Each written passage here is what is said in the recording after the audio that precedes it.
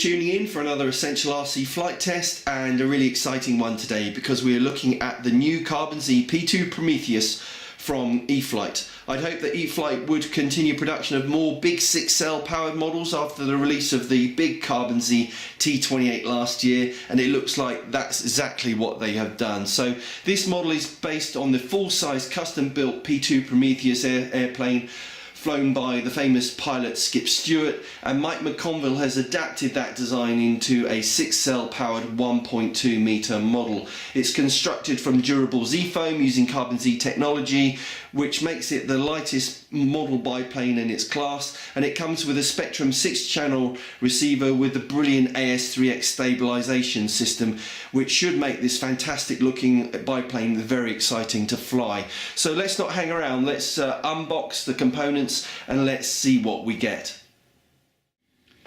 Okay, so that's everything unboxed. Let's have a look at the individual components. So starting with the fuselage, which is covered with this amazing scheme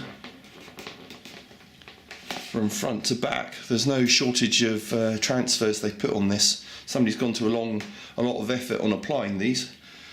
But starting at the back, we've got the rudder that will be attached to these mylar hinges in the fuselage, very thick plastic fittings to attach the elevators to, and metal gear digital servos from Spectrum for the rudder and elevator. And we've got the canopy that comes off these 4 strong magnets, and inside at this front you can see the 6-channel Spectrum AS3X receiver.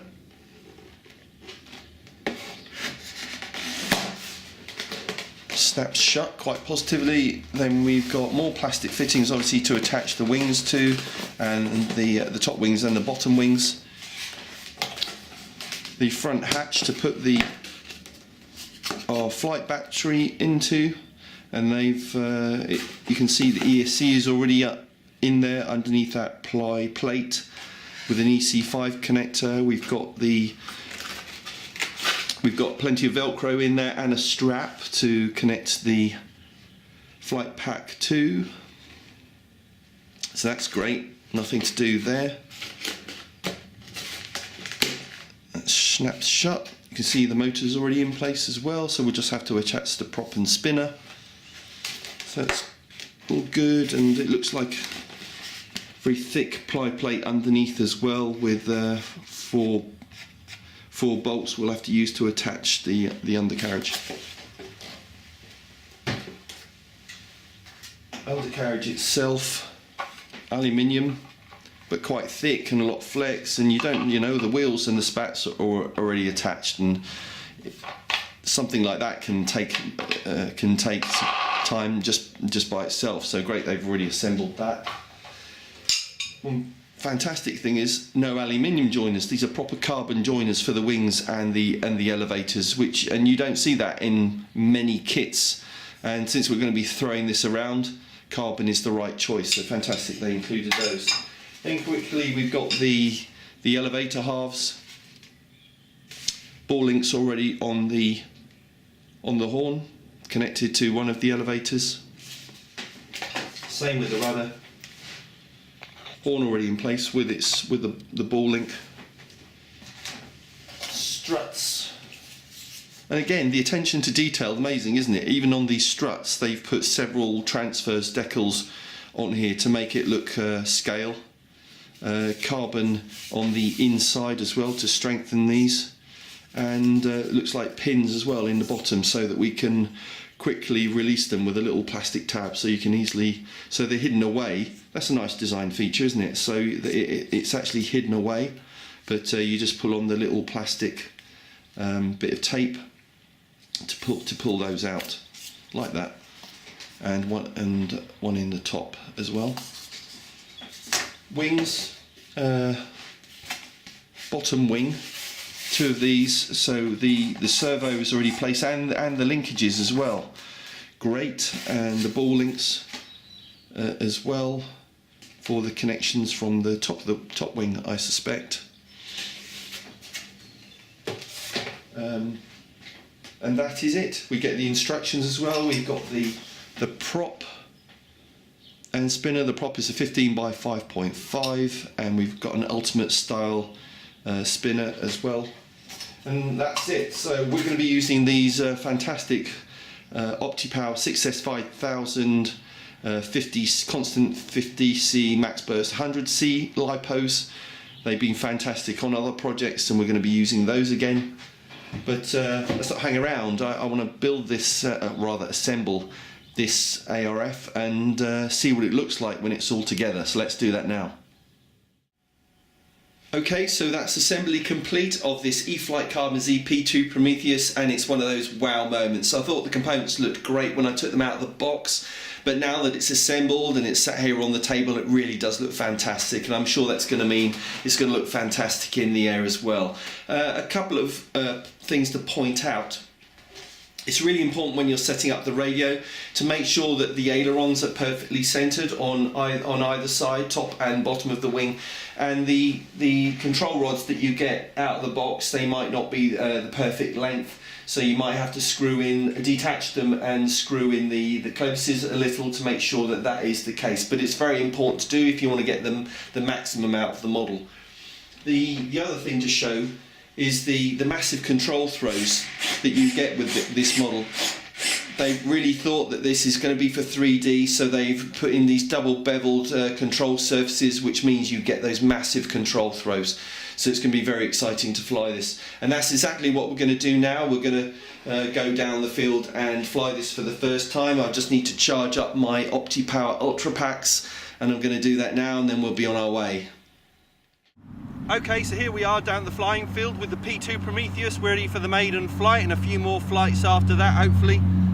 We've range tested, really a good idea with every new model that you fly, and at the start of each flying session with each model, so we've done that thoroughly. One other thing to point out with the AS3X receiver, what they recommend and what you must do is on your first flight, trim out for straight and level flying, and then take your fingers off the sticks for 3 seconds so that the AS3X system can calibrate.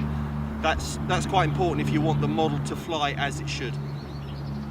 Okay, so here we go.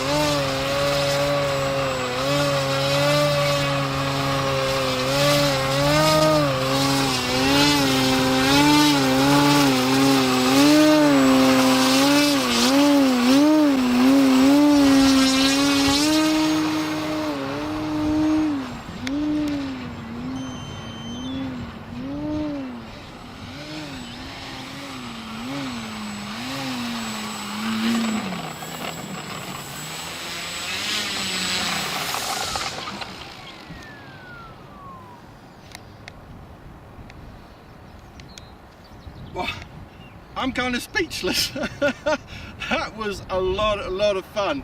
It's full on, and a little bit of a breeze here today, maybe 5 to 10 miles an hour, but it demands your full concentration. And first of all, it looks fantastic in the sky, like it did on the table yesterday. So thrilled with the way it looks in the sky. But how it flies, I mean, standard aerobatics, fantastic knife edge, 4-point rolls, really good loops.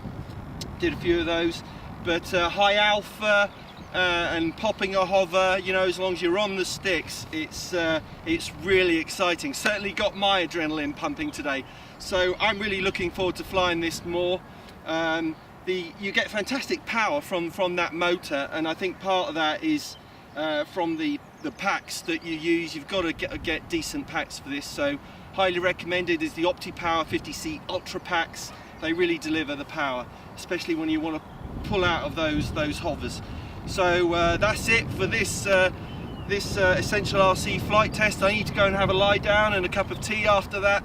It's been a lot of fun, but watch out for more flight tests. You can subscribe to our YouTube channel using the button at the top of the page now, or you could join our Facebook group. We have news, reviews, and the occasional free giveaway. So thanks for watching. See you soon.